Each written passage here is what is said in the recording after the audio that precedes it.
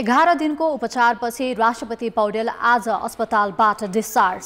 कान्तिपुर समाचारमा आज आगामी वर्षदेखि बजेट बनाउँदा सांसदहरूलाई पनि सहभागी गराउने प्रधानमन्त्रीको प्रतिबद्धता। बजेटमाथि संसदमा भएको छलफलमा भाग नलिने सांसद को अञ्जना लामिछानेको रिपोर्ट। पशुपतिनाथ मन्दिरको ज्योतिर्लिङ्गको गर्भगृहबाट परीक्षणका लागि निकालिएको सुनको जलहरी विधिपूर्वक पुनर्स्थापना गरिँदै। बहुचर्चित बुढी गण्डकी आयोजनाको शिलान्यास गर्ने सरकारको तयारी। अन्तर्राष्ट्रियमा रुसी क्षेप्यास्त्र हमलामा 10 युक्रेनी बालबालिकाको मृत्यु र खेलकुदमा Nepal ACC men's under 16 east zone कपको सेमिफाइनलमा। नमस्कार, अब मुख्य समाचार।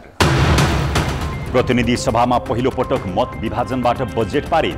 पक्षमा 147 मत पर्दा विपक्षमा 108। सरकारको समर्थन खुम्चियो। 99.99% भाग्यो 53%मा झर्यो। ललिता निवास प्रकरणमा पक्राउ परेका 4 जनालाई 7 दिन थुनेर अनुसन्धान गर्न अदालतको अनुमति। 8 नक्कली मोही खडा गरेर मिनबहादुरले 29 रोपनी हडपेको खुलासा। 67 वर्षदेखि चलिआएको योजनाबद्ध विकासको मोडललाई लिएर बहस। 16औं पञ्चवर्षीय योजनामा नयाँ मोडल प्रस्तुत गर्ने सरकारको दाबी। विज्ञ भन्छन् कार्यशैलीमै समस्या। पूर्वी युक्रेनमा रुसको क्षेप्यास्त्र प्रहारबाट 10 बालबालिकाको मृत्यु। 56 घाइते। वाग्नर समूहको विद्रोहले रुसी नेतृत्वमा विभाजन ल्याएको नेटोको दाबी। र तालिकाको शीर्ष स्थानमा रहँदै लेबनान साफ च्याम्पियनसिपको सेमिफाइनलमा मालदिभ्स 1-0 गोलले पराजित। भुटान र बङ्गलादेश बीचको खेल जारी।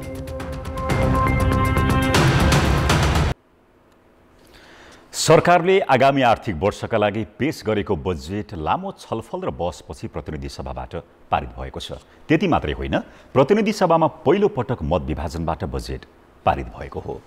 अर्थमन्त्री प्रकाश शरण महतले बजेटमाथि उठेको प्रश्नको जवाब दिएपछि सभामुख देवराज घिमिरेले विनियोजन विधेयकलाई ध्वनि मतका आधारमा बहुमतले पारित भएको घोषणा गरे। तर एमालेका सांसदले ध्वनि मतमा आपत्ति जनाउँदै मत विभाजनको माग गरेका थिए।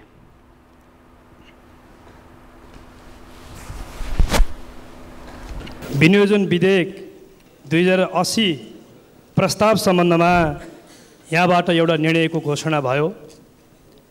यो निर्णयको घोषणा हुँदै गर्दा हामीलाई लागेको थियो सामान्य सभामुख महोदय हुन्न भन्ने प्रस्तावको हुन्न भन्ने पक्षमा अत्याधिक मत रहेको हामीलाई त्यो आभास भएको थियो। तर सामान्य सभामुख महोदयको घोषणाबाट प्रस्तावको हुन्छ भन्ने तर्फ बहुमत रहेकोमा भनेर निर्णय घोषणा गरियो सामान्य सभामुख महोदय। त्यसकारण यो घोषणाप्रति असहमति जाहेर गर्दै हाम्रो प्रतिनिधि सभाको नियमावलीको नियम 29 बमोजिम मत विभाजनको माग गर्दछु। प्रतिनिधि सभा नियमावलीले ध्वनि मतपछि पनि मत विभाजन माग्न पाइने अधिकार सांसदहरूलाई दिएको छ। सो अनुसार प्रतिपक्षीको मागपछि पहिलो पटक मत विभाजन मार्फत बजेट पारित भएको हो। बजेटको पक्षमा 147 र विपक्षमा 108 मत परेको छ। विनियोजन विधेयक 2080 लाई पारित गरियोस् भन्ने प्रस्तावको पक्षमा 147 मत परेको र उक्त संख्या प्रतिनिधि सभाको बहुमत भएकोले विनियोजन विधेयक 2080 लाई पारित गरियोस् भन्ने प्रस्ताव बहुमतले पारित भएको घोषणा गर्दछु। बजेटको पक्षमा सत्तारूढ कांग्रेस, माओवादी केन्द्र, जनता समाजवादी पार्टी, एकीकृत समाजवादी, लोकतान्त्रिक समाजवादी पार्टी लगायतका सांसदले मत दिएका थिए। एमाले, राष्ट्रिय स्वतन्त्र पार्टी र राप्रपा लगायतले विपक्षमा मतदान गरेका थिए। बजेटमा उल्लेख गरिएको निर्वाचन कार्यालयहरू जिल्ला प्रशासन कार्यालयमा गाब्ने भन्ने व्यवस्था बाहेक अन्य सबै विषय यथास्थितिमा पारित भएको छ।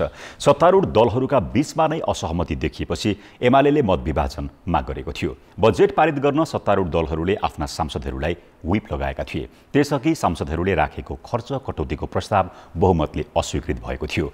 विनियोजन विधेयक पारित भएपछि आजको बैठकमा अर्थमन्त्री महतले आर्थिक विधेयकमाथि विचार गरियोस् भन्ने प्रस्ताव पेश गरेका छन्। प्रतिनिधि सभामा आर्थिक विधेयक 2080 माथि सैद्धान्तिक छलफल भएको छ। पहिलो पटक पुस 26 गते विश्वासको मत लिँदा 268 मत प्राप्त गरेर हौसिएका दाहाल आज बजेट पारित गर्ने समयसम्म पुग्दा धेरै नै खुम्चिएका छन्। सुरुमा झण्डै 7% विश्वासको मत पाएका दाहाल अहिले 10 मतले मात्रै बहुमत गुम्नबाट जोगिएका छन्। दाहालले दोस्रो पटक चैत 6 गते विश्वासको मत लिँदा 172 सांसदको समर्थन पाएका थिए। त्यसमाथि आज थप 25 जना सांसदको समर्थन गुमाएर 147 मा खुम्चिएका हुन्। प्रमुख प्रतिपक्षी दल नेकपा एमालेका नेता केपी शर्मा ओलीले मतकै विषयलाई लिएर सरकारमाथि कटाक्ष गरेका छन्।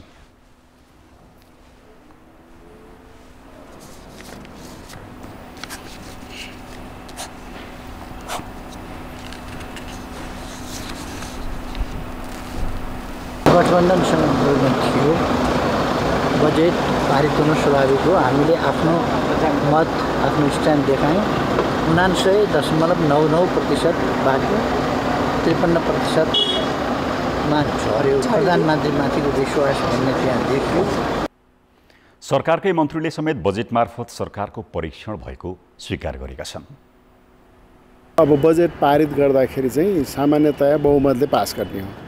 त्यसमध्ये ध्वनि मतको आधारमा पनि गर्न सकिन्छ, अथवा ध्वनि मतमा चाहिँ विश्वास लागेन कसैलाई भनेपछि त्यो चाहिँ मतदान गराउन पनि सकिन्छ। अब यसपटक चाहिँ प्रमुख प्रतिपक्ष लगायतका प्रतिपक्षी दलका साथीहरूले मतदान नै गरौँ अथवा चाहिँ विपक्षमा कति भोट छ भनेर चाहिँ काउन्ट गर्नलाई पनि होला, हिसाब किताब पनि होला। त्यो बजेट पासै गर्नका निम्ति त त्यो मतको समस्या पनि थिएन। सरकारलाई समर्थन दिएको दल जनमत पार्टीले समेत बजेटको विपक्षमा मतदान गरेको छ। प्रधानमन्त्री पुष्पकमल दाहालले आगामी वर्षदेखि बजेट बनाउँदा सांसदहरूलाई पनि सहभागी गराउने प्रतिबद्धता व्यक्त गरेका छन्।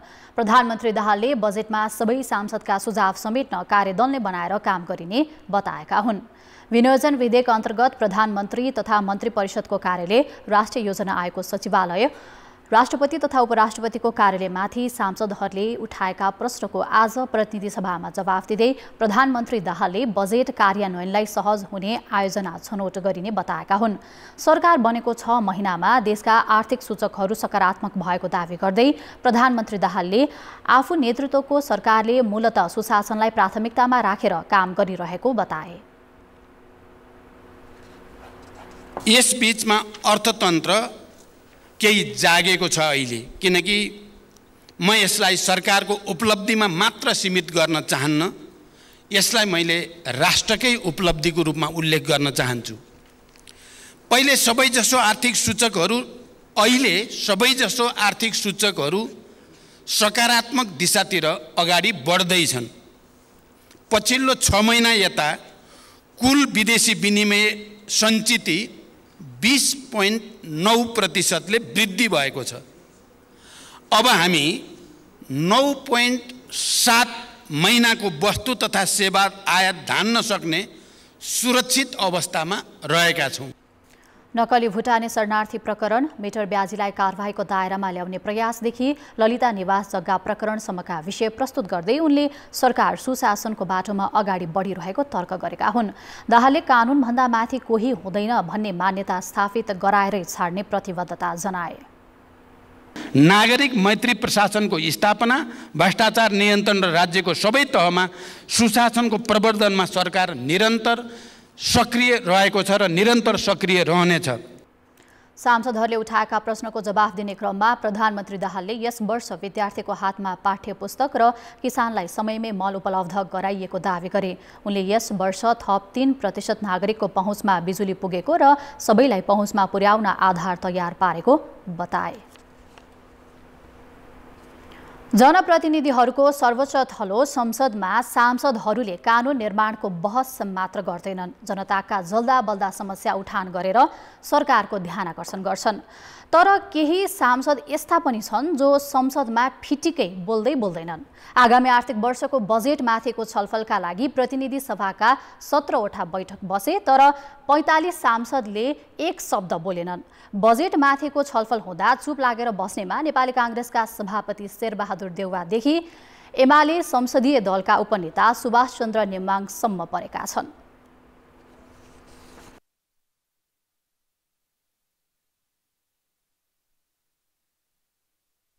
प्रतिनिधि सभामा आफ्नो क्षेत्रको प्रतिनिधित्व गर्ने 275 सांसद छन्। यी मध्ये नेपाली कांग्रेसका टेकबहादुर गुरुङ, एमालेका लक्ष्मी महतो कोइरी र टोपबहादुर रायमाझी निलम्बित छन्। बाँकी 272 मध्ये सरकारले सार्वजनिक गरेको बजेटमाथि 17वटा बैठकमा भएको छलफलमा 45 जनाले कुनै टिप्पणी गरेनन्। यी मध्ये नेपाली कांग्रेसका शेरबहादुर देउवा, शेखर कोइराला, प्रकाशमान सिंह, आर्जु राणा, मन्जु खाँड, जीवन परियार छन्। त्यसैगरी नेकपा एमालेका सुभाष चन्द्र नेमाङ र नैनकला थापाले पनि बजेटमाथिको छलफलमा एकपटक पनि भाग लिएनन्। यो पटक त मैले राम्रै बोलिरहेको छु, विशेष समय पनि बोलिसकेको छु। बजेटमा त धारणा चाहिँ के भयो भने अब मैले राखिन। सरकारको अर्थ, जलस्रोत लगायतका मन्त्रालयको जिम्मेवारी सम्हालिसकेका राप्रपाका पशुपति शमशेर जबरा बजेटका विषयमा चुइक्क बोलेनन्। राप्रपाकै विक्रम पाण्डेले पनि बजेटका विषयमा केही भनेनन्। आफ्नो विषय विज्ञता समेत रहेका सांसदहरूले बजेटका विषयमा बोल्दै नबोल्नुको अर्थ जे पनि लगाउन सकिन्छ। तर जनताको प्रतिनिधित्व गरेर संसदमा पुगेकाहरूले सरकारको बजेटमाथि एक शब्द पनि नबोल्दा जनताका समस्या नबुझेको अर्थ लाग्न सक्छ। त्यसो त नेकपा एमालेका अध्यक्ष केपी शर्मा ओलीले पनि बजेटमाथिको छलफलमा एकपटक मात्र भाग लिए। कांग्रेसका महामन्त्री समेत रहेका गगन थापा र राष्ट्रिय स्वतन्त्र पार्टीका रवि लामिछाने लगायत 49 जनाले एकपटक मात्र बजेटमाथिको छलफलमा भाग लिए। सबै सांसदहरू बराबरी सक्रिय त हुनुहुन्न। अब विशेषज्ञता पनि फरक फरक हुन्छ, मान्छेको रुचि पनि फरक फरक हुन्छ। मैले चाहिँ बढी यो चाहिँ प्रतिनिधि सभा नियमावली अनुसार, संविधान अनुसार नभएका कुराहरूका सन्दर्भमा अलि बढी लुकाउन खोजिएका, ढाँडछल गर्न खोजिएका विषयहरूमा मैले चाहिँ बढी ध्यानाकर्षण गरेको छु। केही सांसद भने स्वास्थ्य समस्याका कारण बोल्न सकेनन्। रूपन्देही 3बाट निर्वाचित राप्रपाका दीपक बोहरा स्वास्थ्य समस्याका कारण संसद सुरु भएको 7 महिना भइसक्दा एकपटक पनि बोलेका छैनन्। माओवादी केन्द्रका वर्षमान पुन पनि लामो उपचारका कारण संसदमा बोलेका छैनन्। तर अरू 43 सांसद स्वस्थ र विषय विज्ञ हुँदाहुँदै पनि बजेटमाथिको छलफलमा भाग लिएनन्। त्यसो त संसदको छलफलमा निरन्तर भाग लिनेहरू पनि छन्। नेमकिपाका प्रेम सुवाल बजेटमाथिको छलफलका लागि बसेका 17 बैठकमा 23 पटक सहभागी भए। राष्ट्रिय स्वतन्त्र पार्टीकी सुमना श्रेष्ठ 11 पटक, स्वतन्त्र सांसद अमरेश कुमार सिंह 10 पटक, एमालेका रघुजी पन्त र दामोदर पौडेल बैरागी 9 पटक सहभागी भए। छलफलमा 8 पटक सहभागी हुने 5 जना र 7 पटक सहभागी हुने 10 जना सांसद छन्। संसदबाट पारित बजेट 1 वर्षका लागि कानुन नै हो। यसरी कानुन बनाउने थलोमा रहेका सांसदहरू छलफलमा सहभागी नै नहुनु वा सम्बन्धित विषयमा चुइक्क नबोल्नुले जनतामाझ पक्कै राम्रो सन्देश जाँदैन। कान्तिपुर समाचारका लागि क्यामेरामा विनोद कोजुका साथ अवतार राई र अञ्जना लामिछाने, काठमाडौँ। अब जनमतको अन्तिम परिणाम। जनमतमा हिजो हाम्रो प्रश्न थियो, त्रिभुवन विश्वविद्यालयको शैक्षिक स्तर सुधार्न के गर्नुपर्ला? ए. शैक्षिक क्यालेन्डर कार्यान्वयन, बी. पाठ्यक्रम सुधार र सी. राजनीतिक हस्तक्षेप अन्त्य। जनमतको अन्तिम परिणाम यस्तो छ: ए. शैक्षिक क्यालेन्डर कार्यान्वयनमा 9%, बी. पाठ्यक्रम सुधारमा 18% र सी. राजनीतिक हस्तक्षेप अन्त्यमा 73% मत प्राप्त भएको छ। अब आजको प्रश्न। जनमत हाम्रो प्रश्न छ, बजेटमाथिको छलफलमा भाग नलिने सांसदलाई के भन्ने? ए. जिम्मेवारी बोध नभएर, बी. विज्ञताको कमी र सी. स्वेच्छाको विषय। जनमतको अन्तिम परिणाम भोलि साँझ 8 बजेको कान्तिपुर समाचारमा प्रसारण गर्नेछौँ। कृपया NEWS न्युज स्पेस AB वा सी टाइप गरी 34001मा SMS गरी आफ्नो मत व्यक्त गर्नुहोला। काठमाडौँको बालवाटार स्थित प्रधानमन्त्री निवासको आडैमा रहेको सरकारी जग्गा वर्षौंदेखि माफियाले हडपेको विषय अहिले अनुसन्धानमा छ। ललिता निवासको सरकारी जग्गा हडप्ने विरुद्ध प्रहरीले 5 वर्षदेखि अनुसन्धान चलाइरहेको छ। पछिल्लो 1.5 वर्ष अनुसन्धान रोकिए पनि अहिले प्रहरीले त्यसलाई पुनः अघि बढाएको हो। यो घटनामा संलग्न रहेको आरोपमा पक्राउ परेका 4 जनालाई 7 दिन थुनामा राखेर अनुसन्धान गर्न प्रहरीले जिल्ला अदालत काठमाडौँलाई अनुमति दिएको छ। पक्राउ परेका मध्ये भाटभटिनी सुपरमार्केटका सञ्चालक मिनबहादुर गुरुङले कसरी सरकारी जग्गा आफ्नो बनाए, यो प्रकरणमा सरकारी कर्मचारीसम्मको भूमिका कस्तो थियो, धेरैको चासो छ। छेउमा प्रधानमन्त्रीदेखि सभामुख र प्रधान न्यायाधीश समेतको सरकारी निवास, आडैमा रहेको राष्ट्र बैङ्कको मुख्यालय, एक छेउमा गैर आवासीय नेपाली सङ्घको भवन र भाटपटेनी सुपरमार्केटको गोदाम घर पनि छ। बीचमा बाटो र छेउमा हरियो घाँसले भरिएको खाली जग्गा। यहाँ कुनै समय 287 रोपनी सरकारी जग्गा थियो, तर अहिले सरकारी निवास रहेको 144 रोपनी बाहेक एक टुक्रा जमिन पनि सरकारको नाममा छैन। भूमाफियाले यही सरकारी जग्गालाई अनेक प्रपञ्च गरेर बिक्री गरेको यही ललिता निवासको सरकारी जग्गा हडप्ने विरुद्ध प्रहरीले अनुसन्धान गरिरहेको छ। सरकारी जग्गा हडपेको आरोप लागेका मध्येका एक पात्र हुन् भाटपटेनी सुपरमार्केटका सञ्चालक मिनबहादुर गुरुङ, जो मङ्गलबार पक्राउ परेका छन्। गुरुङले शोभाकान्त ढकाल र रामप्रसाद सुवेदीसँगको साँठगाँठमा 29 रोपनी जग्गा हडपेका हुन्। माफियाको योजना अनुसार गुरुङले सरकारी जग्गामा 8 जना नक्कली मोही खडा गरेर 29 रोपनी जग्गा लिएको खुलेको छ। प्राप्त तथ्याङ्क अनुसार गुरुङले 2061 साल जेठ 28 गतेदेखि पुससम्म नक्कली मोही खडा गरी उनीहरूलाई न्यूनतम रकम दिएका थिए। 2061 साल पुस 7 गते अर्जुन महर्जनलाई 8,28,000, तीर्थ महर्जनलाई 6 लाख, साइला महर्जनलाई 10 लाख दिएका छन्। उनीहरू नक्कली मोही हुन्। त्यस्तै जोगलाल महर्जन, न्युन्से महर्जन, सञ्जय कुमार महर्जन, लक्ष्मी महर्जन र कान्छा महर्जन समेत गरेर 8 जनालाई जम्मा 76 लाख रुपियाँ दिएर 29 रोपनी सरकारी जग्गा हडपेको प्रहरी अनुसन्धानबाट खुलेको हो। उनले अधिकांश जग्गा आफन्त सरला गुरुङ र आफ्नै नाममा राखेका छन्। खडा गरिएका नक्कली मोही केहीको त मृत्यु भइसकेको छ भने केहीले प्रहरीमा गएर आफू नक्कली भएको शनाखत गरिसकेका छन्। गुरुङले मोहिनी नहुने सरकारी जग्गामा कृत्य गरेको आरोप प्रहरीले लगाएको छ। एकचोटि 112 रोपनी, त्यसपछिको अवस्थामा 29 रोपनी, 27 रोपनी, त्यसपछि 4 रोपनी, विभिन्न काठखण्डमा ती भएका उहरूमा चाहिँ नक्कली मोहीहरू खडा गर्ने र त्यो मोहीको थ्रुबाट चाहिँ सबै जग्गाहरू चाहिँ आफ्नो नाममा लिएर आउने व्यक्तिहरू, त्यसै गरेर यो विभिन्न यिनीहरूको आफ्नो रोल, फरक फरक रोलहरूमा चाहिँ देख्न सकिन्छ। त्यसो त मङ्गलबार नै सरकारी जग्गा व्यक्तिको बनाउन भूमिका खेल्ने 3 जना तत्कालीन सरकारी कर्मचारी पनि पक्राउ परेका छन्। तत्कालीन अवस्थामा मालपोत कार्यालयमा बसेका सुधीर शाहले बकसपत्रको नाममा 5 रोपनी जग्गा लिएको अनुसन्धानबाट देखिएको छ भने जग्गा नलिएका गोपाल कार्कीले 2049 सालमै 112 रोपनी जग्गा सम्बन्धी फाइल गायब बनाएको प्रहरी अनुसन्धानबाट खुलेको छ।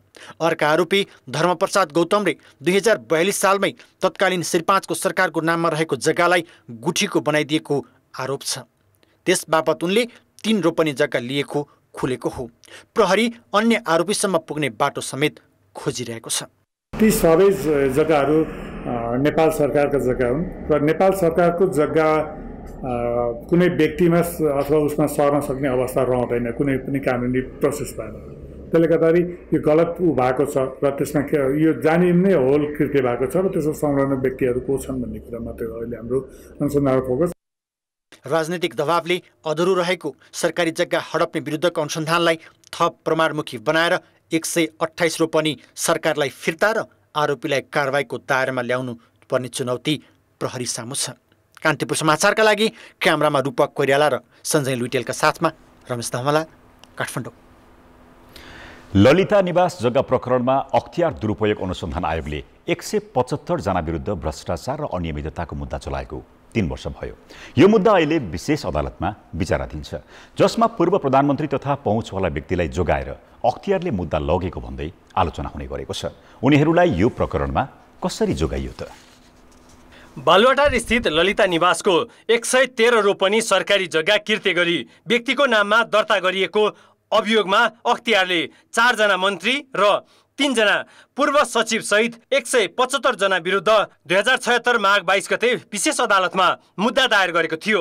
अभियुक्त बनाइएकाहरूमा पूर्व उप प्रधानमन्त्री विजय कुमार गच्छेदार, पूर्व मन्त्रीहरू डम्बर कुमार श्रेष्ठ, चन्द्रदेव जोशी र छविराज पन्त तथा पूर्व सचिव दिनेश हरि अधिकारी समेत छन्। अख्तियारकै पूर्व प्रमुख आयुक्त भूमि सुधार तथा मालपोतका कर्मचारी जग्गा खरिद बिक्री गर्ने विरुद्ध पनि मुद्दा दायर गरिएको थियो। त्यसमाथि भाटबटिनीका सञ्चालक मिनबहादुर गुरुङ समेत छन्। तर यो प्रकरणमा जोडिएका पूर्व प्रधानमन्त्रीहरू माधव कुमार नेपाल, बाबुराम भट्टराई र एमालेका उपाध्यक्ष विष्णु पौडेल लगायतका केही व्यक्तिमाथि भने अख्तियारले मुद्दा चलाउन आवश्यक ठानेन। कुनै राजनीतिक व्यक्तित्व अथवा कुनै पद होल्डर भनौँ न, उच्च ओहदावाला भनौँ न, उच्च ओहदा भएकै मात्रै कारणले प्रचलित कानुनले कसुर हो, यो अपराध हो भनेर इङ्गित र डिफाइन भनौँ परिभाषित गरेको छ र कसैबाट त्यो कार्य हुन गएको छ भने त पदले त केही फरक पर्दैन। त्यो पद छ भनेर त्यो कानुनले उसलाई उन्मुक्त छुट दिँदैन। रह्यो अरू जेनरल क्राइम, जेनरल अपराध जस्तो सरकारी कागज किर्ती लगायतका कसुर भएको छ वा छैन भनेर अनुसन्धान गर्ने अधिकारीले अनुसन्धान गर्दै जाँदाखेरि जो कोही व्यक्तिबाट पनि कसुर भएको छ भने त्यो चाहिँ क्षम्य नहुने प्रकृतिको हुन्छ। तत्कालीन प्रधानमन्त्री माधव कुमार नेपालका पालामा ललिता निवासको 27 रोपनी जग्गा प्रधानमन्त्री निवास अन्तर्गत कायम गर्दा खडा गरिएका नक्कली मोहीलाई जग्गा स्थानान्तरणको निर्णय भएको थियो। यसमा अख्तियारले मन्त्री परिषदको नीतिगत निर्णय भन्दै मुद्दा चलाएन। त्यस्तै बाबुराम भट्टराई प्रधानमन्त्री हुँदा 3 रोपनी 12 आना सरकारी जग्गा पशुपति टिकिन्छा गुठीका नाममा दर्ता गर्न स्वीकृति दिएको थियो। उनलाई पनि अख्तियारले मन्त्री परिषदको नीतिगत निर्णय भन्दै पन्छियो। पूर्व मुख्य सचिव माधव घिमिरेको मृत्यु भइसकेकाले मुद्दा लगिएन भने अर्का पूर्व मुख्य सचिव लीलामणि पौडेललाई मन्त्री परिषदको निर्णय प्रमाणित गरी पत्राचार मात्रै गरेको भन्दै मुद्दा दायर गरिएन।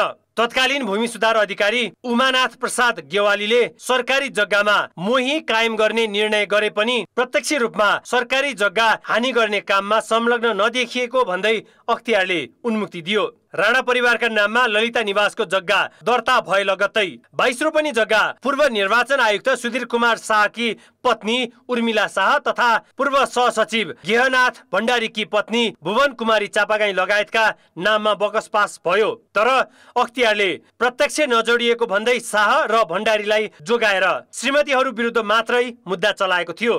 यस्तै विष्णु पौडेलका छोरा नवीन पौडेल र सर्वोच्च अदालतका न्यायाधीश कुमार रेग्मीलाई भने जग्गा फिर्ता गर्ने प्रतिबद्धता जनाएको भन्दै अख्तियारले प्रतिवादी बनाएन। किन चलाइएन त? ती 65 जनाले पनि जग्गा फिर्ता गर्ने र मुद्दाबाट चाहिँ बच्ने अवसर पाएकी पाएनन्। समानताको सिद्धान्त त त्यहाँ पनि लागू हुनुपर्ने हो। त्यसो हुनाले यो चाहिँ पक्षपातपूर्ण चाहिँ अनुसन्धान भयो।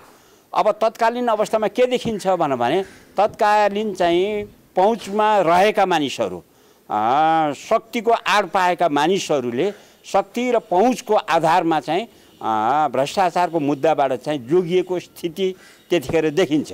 अख्तियारले विशेष अदालतमा दायर गरेको मुद्दामा पूर्व मन्त्री र पूर्व सचिवहरूसहित दर्जनौं सरकारी कर्मचारी, जग्गाधनी र मोही भनिएका व्यक्ति सरकारी जग्गा कमिसनका रूपमा बकस गरिदिने व्यक्तिहरू छन्। मुद्दामा 110 जना भ्रष्टाचारको कसुरमा छन् भने 65 जनालाई जग्गा जफत गर्ने प्रयोजनका लागि प्रतिवादी बनाइएको छ। तर अहिले सिआइबीले अनुसन्धानका क्रममा पूर्व निर्वाचन आयुक्त सुधीर कुमार शाह पक्राउ गर्नुले पनि अख्तियारको उति बेलाको निर्णय सही नभएको पुष्टि गरेको छ। समान कसुरमा गरेको फरक व्यवहारका कारण अख्तियारबाट मुद्दा दायर गरेदेखि नै पहुँचवाला व्यक्तिलाई जोगाउने खेल त भएको होइन भन्ने प्रश्न उठेको छ। कान्तिपुर समाचारका लागि क्यामेरामा हेम प्रसाई र राजेन्द्र महर्जनका साथ सुबिन्द्र श्रेष्ठ, काठमाडौँ। ब्रेकपछि पुनः स्वागत छ। सर्वोच्च अदालतको संवैधानिक इजलासले राष्ट्रिय स्वतन्त्र पार्टीका सभापति तथा प्रतिनिधि सभा सदस्य रवि लामिछानेको नागरिकता प्राप्ति प्रक्रियामाथि प्रश्न उठाउँदै परेको रिट खारेज गरिदिएको छ। लामिछानेले अमेरिकाको नागरिकता त्यागेको निस्सा नबुझाई नागरिकता प्राप्त गरेको भन्दै युवराज पौडेलले गत जेठ 10 गते सांसद पद खारेजीको मागसहित परेको रिटलाई आज संवैधानिक इजलासले खारेज गरिदिएको हो। यसैगरी सर्वोच्च अदालतले यौनिक तथा लैङ्गिक अल्पसंख्यक नागरिकको विवाह दर्ता गर्न आदेश गरेको छ। पिङ्की गुरुङ समेत 9 जनाले दायर गरेको रिटमा अन्तरिम आदेश दिँदै न्यायाधीश तेलप्रसाद श्रेष्ठको एकल इजलासले उनीहरूको विवाह गर्ने अधिकार सुनिश्चित गर्नुपर्ने कानुनी दायित्व हुने भन्दै यस्तो आदेश गरेको हो। सर्वोच्चको यो आदेशपछि लैङ्गिक तथा यौनिक अल्पसंख्यक नागरिकको विवाह दर्ता हुनेछ। सर्वोच्चले यस्ता विवाहको निवेदन दिनेहरूको तत्काल विवाह दर्ता गर्नु भनेको छ। आजै सर्वोच्चका न्यायाधीश हरिप्रसाद फुयालको एकल इजलासले कोशी प्रदेशका सामाजिक विकास मन्त्री बुद्धि कुमार राज भण्डारीलाई अदालतको अवहेलनामा कारबाही गर्नुपर्ने देखिएको भन्दै बयानका लागि उपस्थित हुन आदेश दिएको छ। पशुपतिनाथ मन्दिरको ज्योतिर्लिङ्गको गर्भगृहबाट परीक्षणका लागि निकालिएको सुनको जलहरी आज विधिपूर्वक पुनर्स्थापना गरिँदैछ। जलहरी पुनर्स्थापनाका लागि मन्दिर परिसर खाली गराइएको छ। दिउँसो 2 बजेको विशेष पूजापछि मन्दिर दर्शनार्थीका लागि बन्द गरेर जलहरी पुनर्स्थापना सुरु गरिएको हो। सेनाको सुरक्षामा रुद्रगाडेश्वर स्थित लकरमा राखिएको जलहरी पुनः मर्मत र सरसफाई गरी पुनर्स्थापना गर्न मन्दिरभित्र लगिएको पशुपति क्षेत्र विकास कोषले जनाएको छ। मर्मतकै लागि भारतबाट कालीगढ बोलाइएको थियो। जलहरी पुनर्स्थापनामा अख्तियार दुरुपयोग अनुसन्धान आयोगका प्रतिनिधि पनि सहभागी छन्। जलहरी जोडेपछि 3 दिन क्षमा पूजा गरिनेछ। मन्दिर परिसरमा सुरक्षा व्यवस्था कडा पारिएको छ। आजै राति अबेरसम्म जलहरी पुनर्स्थापना गरिसक्ने कोषले जनाएको छ। सुनको जलहरीमा भएको भनिएको अनियमितताको उजुरीमाथि अनुसन्धान गरिरहेको अख्तियार दुरुपयोग अनुसन्धान आयोगले आइतबार जलहरी निकालेर तौल मापन तथा परीक्षण गरेको थियो। पशुपतिको जलहरीका लागि 80 करोड भन्दा बढीको लगानीमा राष्ट्र बैंकबाट 103 किलो 793 ग्राम सुन किनिएको थियो। राष्ट्रपति रामचन्द्र पौडेल 11 दिनको उपचारपछि आज अस्पतालबाट डिस्चार्ज भएका छन्। स्वास्थ्यमा समस्या देखिएपछि राष्ट्रपति पौडेल असार 2 गते मनमोहक कार्डियोथोरासिक भास्कुलर तथा ट्रान्सप्लान्ट सेन्टरमा भर्ना भई उपचार गराइरहेका थिए। उपचारका क्रममा उनको मुटुको चाल बेला बेला कम देखिएपछि स्थायी पेजमेकर जडान गरिएको थियो। पौडेलको अवस्था सामान्य रहेको राष्ट्रपति कार्यालयले जनाएको छ। चिनिया कम्पनी अलिबाबा ग्रुपका सञ्चालक तथा चिनिया धनाढ्य ज्याक मा हिजोदेखि नेपालको अनौपचारिक भ्रमणमा छन्। ज्याक मा हिजो दिउँसो हङकङको बिजनेस जेटको बोइङ 737 म्याक्स चार्टर्ड जहाजमा काठमाडौँ ओर्लिएका हुन्। प्रहरीका अनुसार उनी 32 पुतली स्थित होटल द्वारिकामा बसेका छन् भने विमान चालक दलका सदस्य नक्साल स्थित मेरियट होटलमा छन्। ज्याक माले हिजो आज काठमाडौँका केही स्थानको भ्रमण गरे पनि नेपालबाट सुरक्षा नमागेको प्रहरीको भनाइ छ। आज केही चिनिया नागरिकले कालीमाटी स्थित तरकारी बजार भ्रमण गरेका छन्। उक्त टोलीमा ज्याक मा रहे नरहेको भने पुष्टि भएको छैन। चिनिया अर्बपति ज्याक मा ई-कमर्स कम्पनी अलिबाबाका मालिक हुन्। ज्याक चिनिया धनाढ्यको सूचीमा 5औं नम्बरमा र विश्वका डलर अर्बपतिहरूको सूचीमा 63औं स्थानमा छन्। चीनबाट बङ्गलादेशको ढाका हुँदै नेपाल आएका उनी भोलि काठमाडौँबाट पाकिस्तानको लाहोर जाने बताइएको छ। अर्थ र विकास 67 वर्ष अघि अर्थात् 2013 सालदेखि नेपालमा योजनाबद्ध विकास सुरु भयो। 10वटा पञ्चवर्षीय र 5वटा त्रिवर्षीय योजना कार्यान्वयन भइसके। यो बीचमा गरिबी निवारणदेखि लिएर दिगो विकासको लक्ष्यसम्म पछ्याइयो। 2008 सालमा 5 करोडबाट सुरु भएको वार्षिक बजेट 72 वर्षपछि 17 खर्बको बन्न थालेको छ। तर 6 दशकसम्म योजनाबद्ध प्रयास गर्दा पनि किन हुन सकिरहेको छैन त देशको विकास? नेपालले अपनाएको विकासको प्रणाली नै गलत छ या राजनैतिक नेतृत्वको कार्यक्षमता र नियतमा खोट देखिएको छ? नेपाल आर्थिक रूपले विपन्न भए पनि प्राकृतिक स्रोत साधनले सम्पन्न छ। भौगोलिक रूपमा सानो देश भएकाले विकासको गति बढाउन खासै गाह्रो नहुनुपर्ने हो। तर दक्षिण कोरिया, सिङ्गापुर, मलेसिया जस्ता देशहरूले गरेको विकासको तुलनामा नेपालको गति धीमा छ। त्यसैले परिणामस्वरूप हामी ती मुलुकमा श्रम निर्यात गर्ने देशमा गनिएका छौँ। 15औं पञ्चवर्षीय योजनासम्म आइपुग्दा पनि देशले विकासको आधारभूत लक्ष्मण रेखा समेत पार गर्न सकेको छैन। योजनाबद्ध रूपमा काम थालेको 67 वर्षपछि हामी हाम्रो विकासको मोडेल सही छ कि गलत भन्ने बहसमा रुमलिएका छौँ। विकासको जस्तो चाहिँ हामीले मोडेल फलो गरेका छौँ नि, अपनाएका छौँ, त्यो नै फेल भयो भन्ने छ मेरो। तर अर्को वर्षदेखि यसलाई चाहिँ बदल्नुपर्छ। हाम्रो विकासको मोडालिटी पनि नयाँ ल्याउनु पर्ने हुन्छ। नीति कार्यक्रम र बजेटको बारेमा पनि नयाँ सिराबाट सोच्नुपर्छ भन्ने मैले भिजन चाहिँ बनाइसकेको छु। प्रधानमन्त्री पुष्पकमल दाहालले विकासको मोडेलमा ब्रेक लगाउनुपर्छ भनिरहँदा बजेट ल्याउने समय तालिका र क्यालेन्डर मात्रै बदल्ने कुरा गरेका हुन् या नयाँ विकास सिद्धान्तको आवश्यकता औल्याएका हुन् भन्ने प्रश्न छैन। किनभने प्रधानमन्त्री दाहालले बुधबार संसदमा दिएको जवाफमा विकासको मोडेलभन्दा पनि बजेट निर्माण प्रक्रियामा सुधारको प्रस्ताव गरे। बजेट निर्माण गर्ने परिपाटी सुरु गर्ने सम्बन्धमा सम्मानित सदनमा प्रतिबद्धता व्यक्त गर्दछु र यसमा सबैको सहयोगको निम्ति म हार्दिक अपिल र अनुरोध पनि गर्न चाहन्छु।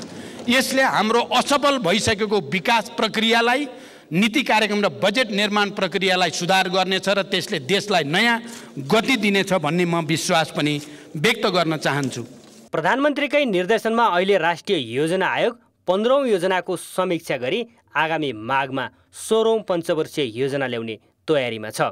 माघमा प्रस्तुत हुने 16औं पञ्चवर्षीय योजनामा विकासको नयाँ मोडल प्रस्तुत गर्ने योजना आयोगको तयारी छ। अहिले हामीले सुरु गर्यौं, माघ महिनासम्म हामीले चाहिँ यसलाई फुल डकुमेन्टको रूपमा ल्याउँछौँ। त्यति बेला आउने माघसम्म त एउटा कङ्क्रिट दिन सक्नुहुन्छ। यो चाहिँ फाइनल हामीले रिपोर्टै ल्याउँछौँ र त्यसको आधारमा 16औं योजना माघसम्म आइसक्छ र त्यसको आधारमा चाहिँ हाम्रो 81-82 को बजेट, त्यो 16औं योजनाको पहिलो वर्षको बजेट चाहिँ त्यसको आधारमा आउँछ। प्रधानमन्त्री र राष्ट्रिय योजना आयोगका उपाध्यक्षले विकासको मोडेल नै परिवर्तन गर्नुपर्ने तर्क गरे पनि योजनाविद तथा विज्ञहरू भने विकासको मोडेल भन्दा पनि राजनीतिक इच्छाशक्तिको कमी र कर्मचारी तन्त्रको कार्यशैलीमै समस्या रहेको विश्लेषण गर्छन्। फुल फ्लेजेड चाहिँ कमिटमेन्ट छ, तपाईँ दिलो ज्यानले लागिराख्नु भएको छ, तपाईँको एक होरो रूपमा त्यसमा चाहिँ त्यसको सक्सेसको पछाडि लाग्नुहुन्छ भने अहिलेको मोडलले तपाईँले नेपालीको ग्रोथ, नेपालको इम्प्लोइमेन्ट क्रिएसनलाई ठुलो फड्को मार्न सक्ने सम्भावना। नेपालको कुनै पनि प्रधानमन्त्रीले अहिलेसम्म भएकोले यो कुराहरू सोचेर बुझेर भन्ने शक्ति चाहिँ बौद्धिक क्षमताहरू कसैकोमा छैन। त्यसकारण त्यो भएर नभनेको हुनसक्छ, बौद्धिक क्षमता भएर यही चाहिन्छ भनेर नभनेको हुनसक्छ। तर के हो भने हाम्रो आर्थिक र सामाजिक रूपान्तरणले चाहिँ गति लिन सकेन र त्यसमा चाहिँ सन्तुष्ट छैनौँ भन्ने कुराको अभिबोध भएको चाहिँ हुनसक्छ। उस्तै किसिमको विकासको मोडेल अपनाएका देशले आर्थिक विकास गरिसकेका छन्, तर नेपालमा भने 6 दशकपछि विकासको मोडेल परिवर्तनको चर्चा गर्नु हामीले अपनाएको मोडेल गलत थियो त भन्ने प्रश्न उठेको छ। कान्तिपुर समाचारका लागि क्यामेरामा सुरज खड्काका साथ भरत राउल, काठमाडौँ। अब जनताको आवाज हामीले आज 7 प्रदेशमा सोधेका छौँ। विकास निर्माणका योजना छनौट गर्ने सरकारी प्रक्रिया तपाईँलाई कस्तो लाग्यो? जनताको आवाज। राजनीतिक हस्तक्षेप अनि त्यसपछि अलिकता हुने खाने वर्ग बोल्न सक्ने व्यक्तिहरूको पकेटबाट योजनाहरू बनाइन्छ। सुझाव लिएर त्यसमा उनीहरूले विकासको कार्यहरू गर्नुपर्ने अवस्था हुनुपर्नेमा उनीहरूले आफू मन परि होइन गरेको यहाँ देखिन्छ। जसको पावर पहुँच छ उहाँहरूले मात्रै यो कामहरू पाउने गर्नु भएको छ। भेला गरेर बसाएर छनौट गर्ने प्रक्रिया हो, तर यस्ता कार्यक्रमहरू कहीँ पनि सुनिँदैन। नगरदेखि लिएर प्रदेश स्तरसम्म आउँदासम्म चाहिँ त्यो योजनाहरू चाहिँ बीचबाटमै बिलाउने किसिमले त्यो बेपत्ता भएको अवस्थाहरू चाहिँ हामीले भेटेका छौँ। योजना छनौटको प्रक्रिया छ जुन सिस्टममा आफैमा राम्रो छ, एकदमै झन्झटिलो छ। जस्तो 1 करोडको बजेटको सही काम हुन सक्दैन कि तपाईको जम्मा 25 लाख रुपैयाँ जतिको काम हुन्छ, त्यो बीचको प्रक्रिया छ नि, त्यो प्रक्रियाले झन्झट प्रक्रिया छ। आफ्नो मान्छेहरूलाई अगाडि राख्ने, पैसा खाने, पैसा बचाउने मात्रै काम भयो जस्तो लाग्छ। छनौट गर्नको लागि प्रक्रियासँग मात्रै प्रक्रिया मात्रै जस्तो लाग्छ मलाई। परम्परागत तरिकाहरू अपनाइँदै अहिलेको अवस्थामा पनि विकास निर्माणका जुन कार्यक्रमहरू छनौट गरिन्छ, वार्डबाट निर्णय भएर आएको हुन्छ, माग गरेर आएको हुन्छ, त्यो अनुसार कहिले पनि पुरा भएको छैन। छनौट प्रक्रिया ठिक छ तर कार्यान्वित प्रक्रिया ठिक छैन। विकास छनौट गर्ने बेलामा नै आफ्नो मान्छे र आफ्नो जुन पार्टी सत्तामा छ, जुन आफ्नो मान्छे छ र उसलाई मात्रै अब यो विकासको क्रममा हुन्छ। कुनै पनि योजनाहरू उपभोक्ता र सम्बन्धित त्यहाँका बासिन्दाहरूलाई, लाभान्वित व्यक्तिहरूलाई थाहा हुँदैन। खबरै नगरिकन योजना छनौट गरिन्छन् र कार्यान्वयन पनि गरिन्छन्।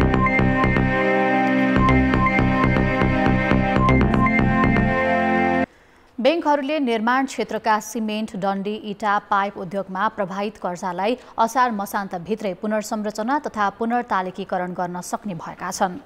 नेपाल राष्ट्र बैंकले यस अघिको निर्देशन संशोधन गर्दै बैंकहरूलाई कर्जा पुनर्संरचना गर्न सक्ने व्यवस्था गरेको हो। यस अघि निर्माण क्षेत्रमा राजमार्ग, पुल, आवासीय तथा व्यापारिक घर निर्माण गर्ने व्यवसायीले लिएको ऋण मात्रै पर्दथ्यो। अब भने निर्माण क्षेत्रसँग सम्बन्धित उद्योगले लिएको कर्जाको ऋण तिर्ने म्याद समेत थपिने भएको हो। निर्माण क्षेत्रलाई अथवा निर्माणसित सम्बन्धित उद्योगहरूलाई थप सहज चाहिँ बनाउँछ। उहाँहरूको कर्जा पुनर्संरचना गर्न सकिने, पुनर्तालिकीकरण गर्ने भन्ने बित्तिकै त्योसित सम्बन्धित चाहिने जुन हामीले कर्जाको प्रोभिजन गर्नुपर्ने हुन्छ त्यो प्रोभिजन कम गर्नु पर्यो, 5% मात्रै गर्नु पर्यो। त्यसमा उहाँहरूले तिर्ने ब्याजको समय, किस्ताको समय केही पर स्वाभाविक रूपमा सार्ने उहाँहरूलाई चाहिँ त्यो सहुलियत हुन्छ। राष्ट्र बैंकले चालू आर्थिक वर्षको मौद्रिक नीतिको तेस्रो समीक्षा मार्फत होटल, रेस्टुरेन्ट, पशुपक्षी पालन तथा निर्माण क्षेत्रमा प्रभाव भएको कर्जा असार मसान्तसम्म पुनर्तालिकीकरण गर्न सक्ने व्यवस्था गरेको थियो। सरकारले 39 वर्षदेखि चर्चामा रहेको 1200 मेगावाट क्षमताको बुढी गण्डकी जलविद्युत आयोजना अघि बढाउने तयारी अन्तिम चरणमा पुर्याएको छ। यो आयोजना बनाउने कम्पनीको सेयर पुनर्संरचनाको काम टुङ्गो लगाउन लागिएको हो। असारभित्रै कम्पनी स्थापना तथा आयोजनाको शिलान्यास गर्ने तयारी छ, जसका लागि अर्थ मन्त्रालयले बुढी गण्डकीको कम्पनीका नाममा 22 करोड रुपैयाँ निकासा गरेको छ। तत्कालीन ऊर्जा मन्त्री पम्फा भुसालले बुढीगण्डकी आयोजना अघि बढाउने भन्दै गत वर्षको भदौमा कम्पनी गठन गरेकी थिइन्। तर कम्पनी सञ्चालनका लागि आवश्यक रकम नछुट्याएकाले कम्पनी रजिस्ट्रारको कार्यालयबाट अनुमति पाउन सकेन। अहिले यो आयोजना अघि बढाउन सरकारले कम्पनीको सेयर संरचना नै परिवर्तन गर्न लागेको छ। यसअघि यो कम्पनीमा अर्थ मन्त्रालयको 25, ऊर्जा मन्त्रालयको 40 र विद्युत प्राधिकरणको 14% सेयर रहने भनिएको थियो। त्यसैगरी विद्युत उत्पादन कम्पनीको 1% र स्थानीय तथा सर्वसाधारणको 10% सेयर रहने भनिएको थियो। तर अब भने अधिकांश सेयर विद्युत प्राधिकरणको नै रहने गरी कम्पनी पुनर्संरचनाको काम अन्तिम चरणमा पुर्याएको हो। यो सँगै यसै महिनाभित्र कार्यालय स्थापना र आयोजनाको शिलान्यास गर्ने सरकारी तयारी छ। यसको मोडालिटी, निर्माणको मोडालिटी कस्तो मोडलबाट यसलाई अगाडि बढाउने भन्नेमा एउटा समझदारी बनेको छ केन्द्रमा र त्यसअनुसार अफिस उद्घाटन गर्ने र यो निर्माण प्रक्रिया अगाडि बढ्यो भन्ने कुराको सुनिश्चितताको लागि शिलान्यास गर्ने कुरा मैले सम्बन्धित अधिकारीसँग कुरा गरिसकेको छु। मलाई के विश्वास छ भने असार महिनाभित्रै कार्यालयको उद्घाटन र शिलान्यास एकैसाथ हुन्छ। त्यसो त 2069 सालमै तत्कालीन प्रधानमन्त्री बाबुराम भट्टराईले आयोजना अघि बढाउन विकास समिति गठन गरेपछि फ्रान्सको ट्र्याक टेबल कम्पनीलाई सम्भाव्यता अध्ययन र विस्तृत डिजाइन तयार पार्ने जिम्मा दिएको थियो, जसले 7 वर्ष 10 महिनामा आयोजना सम्पन्न गर्न सकिने प्रतिवेदन दियो। तर 2074मा पुष्पकमल दाहाल नेतृत्वको सरकारले विकास समिति खारेज गरी आयोजना बिना प्रतिस्पर्धा चिनिया कम्पनी गेजुवालाई सुम्पियो। त्यसपछि कहिले स्वदेशी लगानीमै बनाउने भन्दै त कहिले गेजुवा खोज्दैमा सरकारले समय बितायो। अहिले फेरि आयोजनाको शिलान्यासको चर्चा सुरु भएको हो। शिलान्यास त उहाँले गर्नु होला, त्यो राजनीतिक कुरा भयो होइन, राजनीतिक स्टन्ट पनि हुनसक्छ। तर यसको सबैभन्दा महत्त्वपूर्ण पक्ष, महत्त्वपूर्ण पाटो के हो भने प्रोजेक्टको अहिलेसम्म वित्तीय व्यवस्थापन कसरी गर्ने होइन, यसको लगानीको मोडल के हो, यो टुङ्गिया छैन। अब हाम्रो त्यो नटुङ्गिकन प्रोजेक्ट कसरी बन्छ, कसले कति लगानी गर्छ भन्ने कुरो नटुङ्गिकन प्रोजेक्टको बन्ने फ्युचर निश्चित हुँदैन। त्यसो त यो आयोजना बनाउन भन्दै पूर्वाधार करका नाममा सरकारले 1 खर्ब रकम सङ्कलन गरिसकेको छ। ट्र्याक टेबल इन्जिनियरिङले सन् 2015 अक्टोबरमा गरेको सम्भाव्यता अध्ययन र विस्तृत डिजाइन प्रतिवेदनमा यो आयोजनाको लागत 2,59,27,50,000 अमेरिकी डलर हुने अनुमान छ। अब यसको लागत करिब 3 खर्ब पुग्ने अनुमान छ। मोटामोटी सहमति गरेका छौँ कुन मोडालिटीमा बन्ने भनेका कारणले त्यसको खाका स्पष्ट रूपमा जनताकोमा त्यसको खाका नआइसकेको र त्यो कम्पनीले पनि त्यसको खाका सार्वजनिक नगरिसकेको कारणले चाहिँ कुन मोडलमा बन्दैछ भन्ने कुराको हामी ढुक्क हुन नसकेका कारणले उहाँले शिलान्यास गर्दैमा यो आयोजना चाहिँ द्रुत रूपमा अगाडि बढ्छ भन्ने कुराको सुनिश्चितता चाहिँ हामी लिन सक्दैनौँ।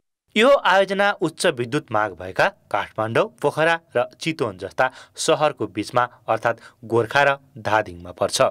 जलाशययुक्त आयोजना सम्पन्न भए हिउँदमा भारतबाट बिजुली आयात गर्नुपर्ने बाध्यता हटाउन सक्छ। साथै आयोजना निर्माणसँगै बन्ने 63 वर्ग किलोमिटरको तालमा पर्यटकीय गतिविधि बढाउन र आसपासका किसानलाई सिँचाइको सुविधा उपलब्ध गराउन सहयोग पुग्नेछ। साथै आयोजना बने हिउँदमा भारतबाट बिजुली आयात गर्नुपर्ने अवस्था अन्त्य हुनुका साथै निर्यात गर्न समेत सहज हुनेछ। कान्तिपुर समाचारका लागि जिल्ला सहकर्मी भीमलाल श्रेष्ठ र पोषनाथ अधिकारीका साथ सुधिल पोखरेल, काठमाडौँ। अब अन्तर्राष्ट्रिय समाचार। पूर्वी युक्रेनको दोनेक्स क्षेत्रमा पर्ने क्रामाट्रोक्स सहरमा रुसी क्षेप्यास्त्र हमलामा 10 जना बालबालिकाको मृत्यु भएको छ भने 56 जना घाइते भएका छन्। दोनेक्स क्षेत्रका सैन्य प्रशासन प्रमुख पाब्लो किरिलेन्कोका अनुसार रुसले स्थानीय समयअनुसार मंगलबार साँझ 7:30 बजे मिसाइल आक्रमण गरेको हो। मृत्यु हुनेमा जुम्ल्याहा किशोरी पनि छन्। युक्रेनी सहर कामाट्रोक्स रुसले कब्जा गरेको भूभाग नजिकै पर्दछ। युक्रेनका आन्तरिक मामिला मन्त्री इहोर क्लाइमेन्कोले रुसले जानी भिडभाड भएका क्षेत्रहरूलाई लक्षित गरी आक्रमण गरेको बताए। राष्ट्रपति भोलोदिमिर जेलेन्स्कीले घटनाप्रति कडा टिप्पणी गर्दै रुसले केवल पराजय भोग्नुपर्ने र उसलाई न्यायको कठघरामा ल्याउनुपर्ने भनेका छन्।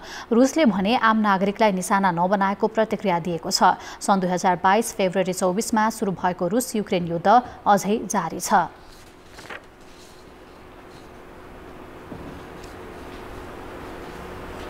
उत्तर एटलान्टिक सन्धि संगठन नेटोका प्रमुख जेन्स स्टोल्टेनबर्गले वाग्नर समूहको विद्रोहले रुसको नेतृत्वमा विभाजन ल्याएको दावी गरेका छन्। हेगमा भएको नेटो सदस्य राष्ट्रहरूको शीर्ष बैठकमा नेटो प्रमुख स्टोल्टेनबर्गले गत हप्ता भएको रुसको वाग्नर समूहको विद्रोहले रुसी नेतृत्वमा विभाजन ल्याएको बताएका हुन्। उनले यो घटनालाई युक्रेन र पश्चिमा गठबन्धनले गलत आकलन गर्न नहुने भन्दै युक्रेनलाई थप सहयोग गर्नुपर्ने बताए। स्टोल्टेनबर्गले वाग्नर समूहका प्रमुख येभगेनी प्रिगोजिन बेलारुस निर्वासनमा गएकाले त्यसको असर तत्कालै विश्लेषण गर्न नसकिने भनेका छन्। तर उनले पश्चिमा गठबन्धनले कुनै पनि चुनौतीको सामना गर्न तयार रहनुपर्नेमा जोड दिएका छन्। बैठकमा लिथुनियाका राष्ट्रपति गिटाना नौसेडाले वाग्नर समूहको बेलारुस पलायनले छिमेकी देशहरूमा अस्थिरताको ठूलो खतरा भएको जिकिर गरेका छन्। पोल्यान्डको राष्ट्रपति आन्द्रे डुडाले नेटोले कडा जवाफ दिनुपर्नका लागि तयार भएर बस्नुपर्ने बताएका छन्। खेलकुद समाचार। कान्तिपुर खेलकुद समाचारमा स्वागत छ।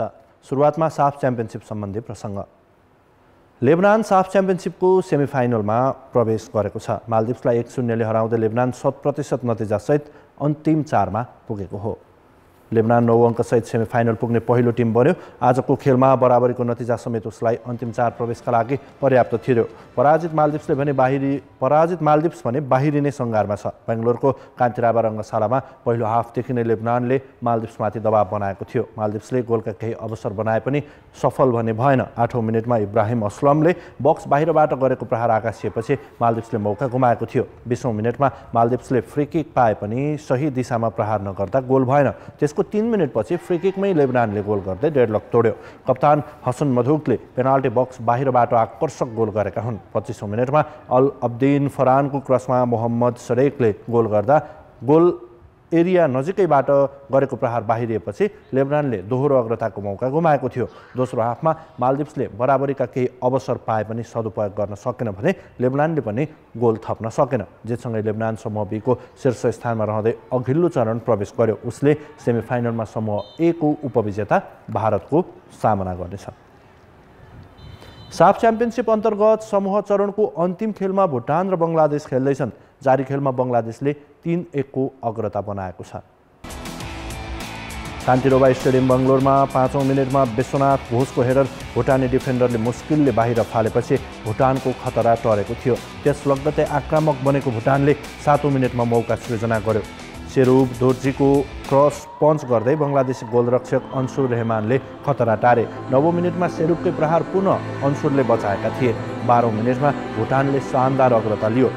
छेलथिम नामग्यालले बक्स बाहिरबाट 2 डिफेन्डरलाई बिट गर्दै उत्कृष्ट फिनिस गरे। 17औं मिनेटमा निमा वाङदीले झन्डै 35 यार्ड टाढाबाट गरेको सशक्त प्रहार क्रस बारमा लागेपछि भुटान अभागी साबित भयो।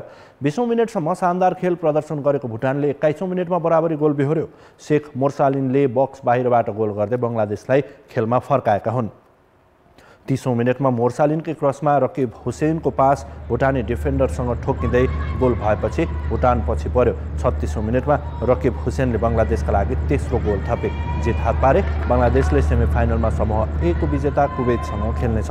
बङ्गलादेशको जितले Maldives बाहिरिनेछ।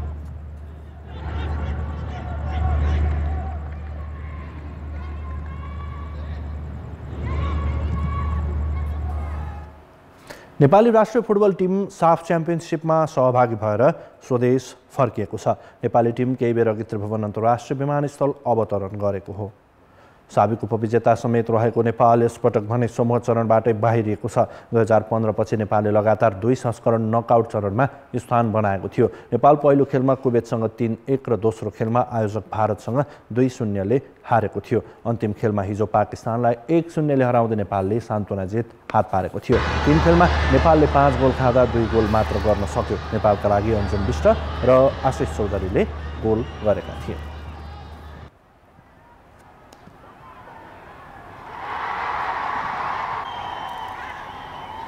Nepal ACC men's under 16 eastern zone कपको सेमिफाइनलमा प्रवेश गरेको छ। नेपाली युवा टोलीले थाइल्यान्डलाई 225 रनले पराजित गर्दै 1 खेल अघि नै अन्तिम 4मा स्थान बनाएको हो।